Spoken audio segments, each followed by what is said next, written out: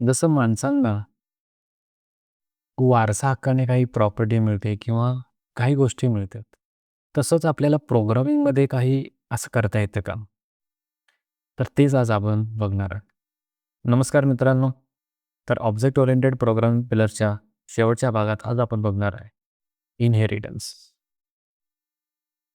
Inheritance. तर साधं सोपं सरळ भाषेत इनहेरिटन्स म्हणजे काय? तर नॉर्मली आपल्याला आपल्या आयुष्यात वारसा हक्काने काही गोष्टी मिळतात म्हणजे इनहेरिटेड काही प्रॉपर्टीज मिळतात बरोबर.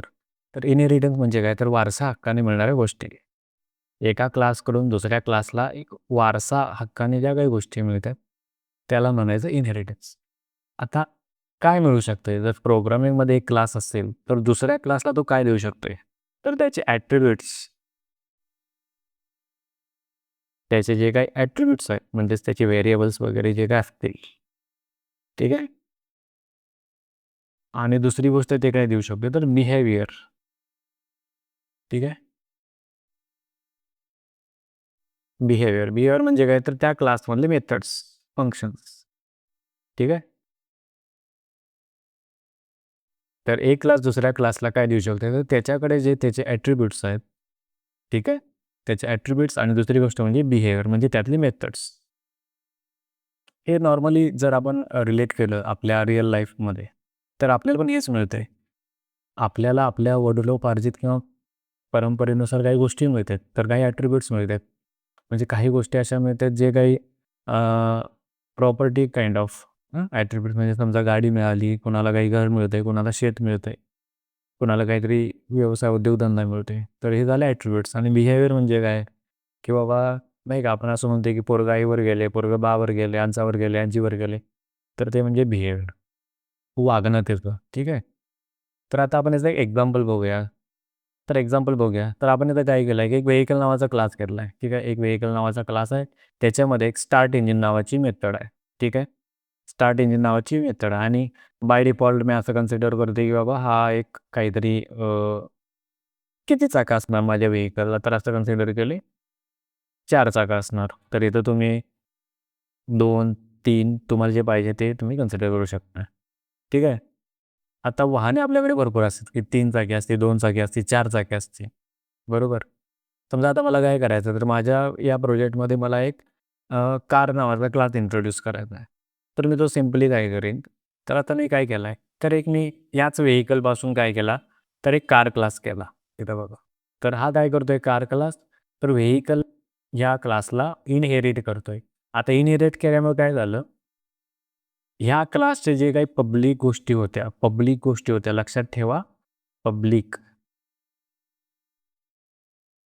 ह्या क्लासच्या ज्या काही पब्लिक गोष्टी होत्या किंवा प्रोटेक्टेड गोष्टी असतील, प्रोटेक्टेड किंवा पब्लिक, तर ह्या गोष्टी मला ह्या चाइल्ड क्लासमध्ये ॲक्सेसिबल आहेत, ठीक आहे.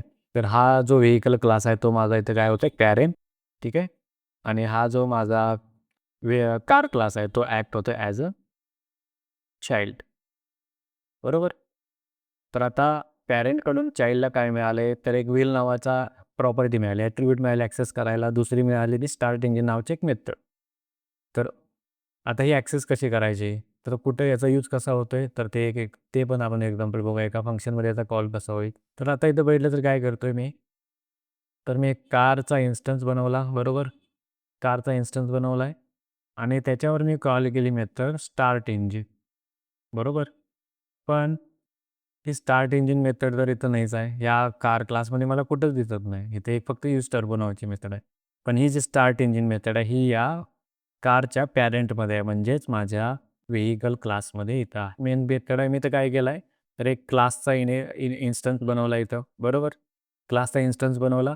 त्याच्यानंतर मी त्याच्यावर काय केली, की त्याचे व्हील्स किती आहेत ते प्रिंट केलेत. या जी काही माझी कार नावाची जो काही क्लास आहे त्याचे व्हील्स केले आहेत. तर मी जर माझा कार क्लास इथं बघितला तर याच्यामध्ये व्हील्स नावाचा व्हेरिएबल नाही किंवा काहीच नाही. मग याला ॲक्सेस कुठून मिळतोय तर याच्या पॅरेंटमध्ये इथं ऑलरेडी मी डिफाईन केलेलं आहे की व्हील जे काय असतील ते 4 असतील. त्यामुळे इथं व्हॅल्यू प्रिंट झाली 4. नेक्स्ट तसंच आता स्टार्ट इंजिन नावाची मेथड आहे इथं. पण ही माझ्या चाइल्ड क्लासमध्ये कुठंच नाही कार क्लासमध्ये. इथं फक्त यूज टर्बो नावाची मेथड आहे. मग इथं ॲक्सेसिबल कसं काय झाली? कारण ह्याच्या पॅरेंटमध्ये ही मेथड पब्लिक आहे. त्यामुळे ते तिथं ॲक्सेस झाले. पब्लिक किंवा प्रोटेक्टेड असते तर ते ॲक्सेस होतं. ठीक आहे. आणि त्याच्यामुळे इथं आउटपुट येईल तुम्हाला काहीतरी बाबा इंजिन स्टार्टेड, जे काही इथं डमी आपण एक प्रिंट एलियन टाकले ते. आणि त्याच्यानंतर मग मी ह्या कार रिलेटेड एक मेथड कॉल केली ज्याचं नाव आहे यूज टर्बो. बरोबर. आणि ती काहीतरी प्रिंट करेल की बाबा टर्बो बुस्टेड. तर असं असतं इनहेरिटन्स. एक क्लास होता माझा कुठला तरी, हा व्हेकल नावाला, त्याला इनहेरिट केला कार क्लासनं आणि त्याच्या प्रॉपर्टीजने ॲक्सेस करून दाखवल्या. तर असं असतं इनहेरिटन्स.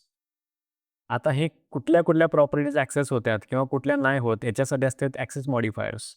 जर त्याच्यावर पण तुम्हाला व्हिडिओ पाहिजे असेल तर मला कमेंटमध्ये सांगा.